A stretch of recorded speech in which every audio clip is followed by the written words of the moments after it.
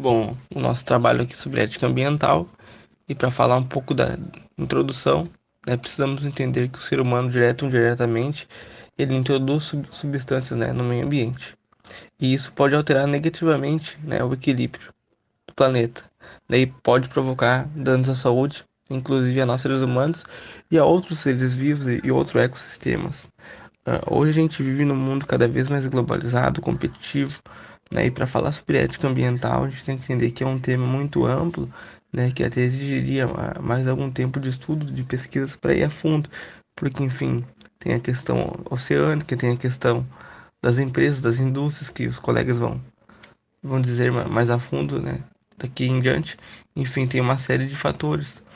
As construções, elas vão acontecendo ao redor das praias e prédios e edifícios, e assim a temperatura da água, como o sol ele já não reflete com tanta força, a temperatura da água, por exemplo, ela vai mudando.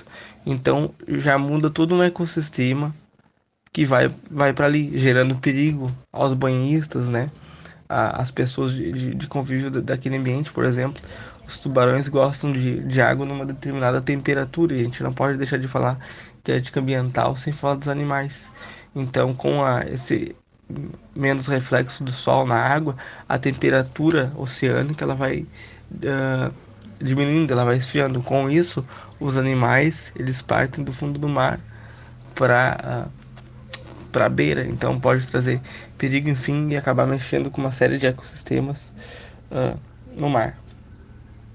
Bom, falando um pouco sobre o conceito de ética ambiental e a sua definição, nós precisamos entender que ele é um estudo crítico, primeiro, das questões normativas e dos princípios também relacionados a interações humanas com o meio ambiente, natural, e o contexto que traz, as suas consequências, A ética ambiental, acima de tudo, ah, é uma política social, de primeira ordem, e seus princípios básicos nada mais são do que sustentabilidade, justiça social e preservação e conservação.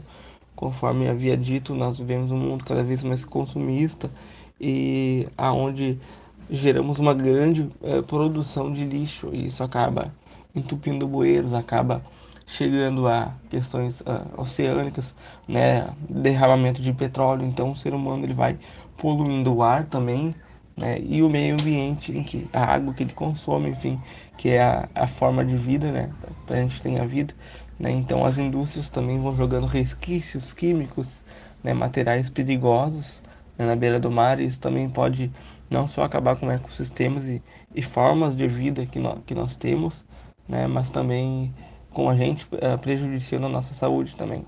A partir do estudo, do desenvolvimento, num trabalho como esse, a gente tem que entender que o meio ambiente ele é o que cerca ou envolve, por sua vez, todos os seres vivos ou coisas por todos os lados, O meio ambiente ele nada mais é do que uma interação do conjunto de elementos naturais, artificiais e culturais que propiciam, o desenvolvimento equilibrado da vida, de todas as formas, vamos colocar assim, E para isso se tem um conjunto de leis, uma definição legal, como diz ali o artigo, A Lei 6.968 barra 91, ela é o conjunto de condições de leis que influenciam, essas interações de ordem física, química, biológica, abriga e rege todas as formas de vida.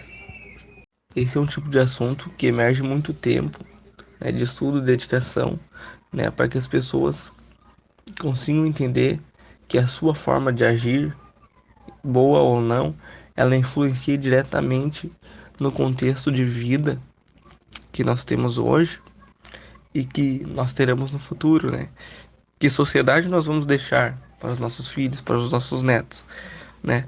Como será o futuro, Poluído?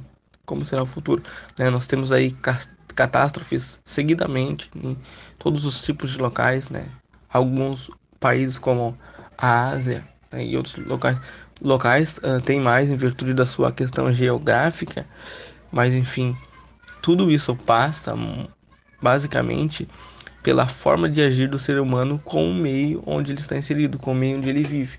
Então, uma palavra que define muito bem essa situação é saber trabalhar com sustentabilidade, ter a consciência de saber separar o lixo, por exemplo, de ter a consciência de pegar e botar uma coisa básica, colocar o lixo no lixo, né, de saber que o plástico, entre outros materiais, demoram anos para se recompor e ficam aí no meio ambiente.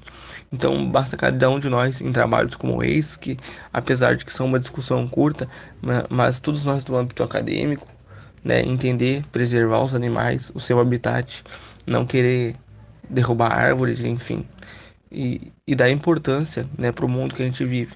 Nós hoje temos a ambição de colonizar outros locais, enfim, outras questões aí como Marte, enfim, a Lua, mas o ser humano, na minha opinião, acima de tudo, ele deve priorizar o meio aonde ele vive, para depois explorar novas situações. Partindo da premissa do que foi dito até agora, né, nós precisamos entender, o ser humano precisa até onde vai a sua ambição, a sua ganância pelo capital. Costumo dizer que o capitalismo ele tem ah, formas boas de conceitos bons, né? Algumas coisas que são proveitosas, por exemplo, né? A geração de empregos, né? A sociedade ela anda, né? Você tem o seu livre-arbítrio para montar o seu negócio e assim fazer a sua vida. Mas sobre a questão da ganância do ser humano, acho que falta um pouco de consciência, assim, a questão da mente, do coração, até onde vale a pena ir. Eu acho que tem uma linha que, se você passa ela, tem um limite, que é quando você agride ou invade o espaço do outro, né, derrubando árvores, enfim, ou adaptando, né, porque você fazendo coisas assim, você limita muito a sobrevivência de uma determinada espécie, entendeu? Por isso que hoje em dia nós temos cada vez mais notificações de espécies em extinção. E com certeza daqui a 50, 100 anos, o mundo que nós temos hoje, que já está denegrido, né, conforme os registros antigos, né, também vai ser bem diferente por causa dessas mudanças, né, se elas não tiverem fim. E, e sendo assim, nós temos aqui princípios nucleares sobre ética ambiental, que são 5, né, que são importantes dizer aqui, que é a ética extensiva, né, ela recusa ah, do antropocentrismo e alargamento da esfera, né, de consideração da ética, né, para além do universo humano, assim, reconhecendo noutras entidades valor intrínseco. E também nós temos a ética da alteridade, que são os problemas éticos que se colocam essencialmente na relação do homem mais natureza. Nós temos também a ética do futuro, né, essa perspectiva do futuro, em relação ao bem e o mal, né, decorrentes da ação, né, do ser.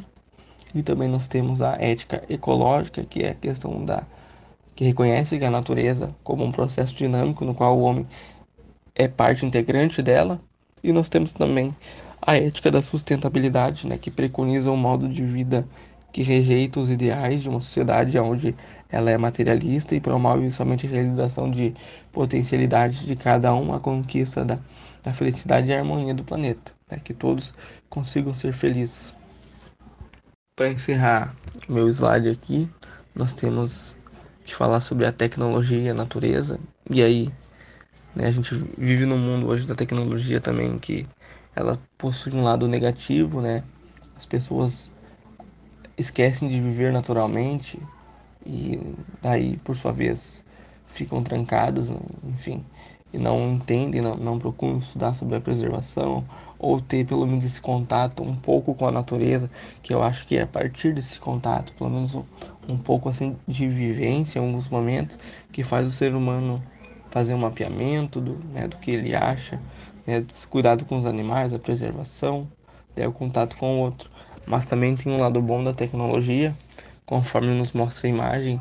Aí nós temos o biólogo Richard Rasmussen, muito conhecido nacionalmente e também mundo afora, em virtude da National Geographic.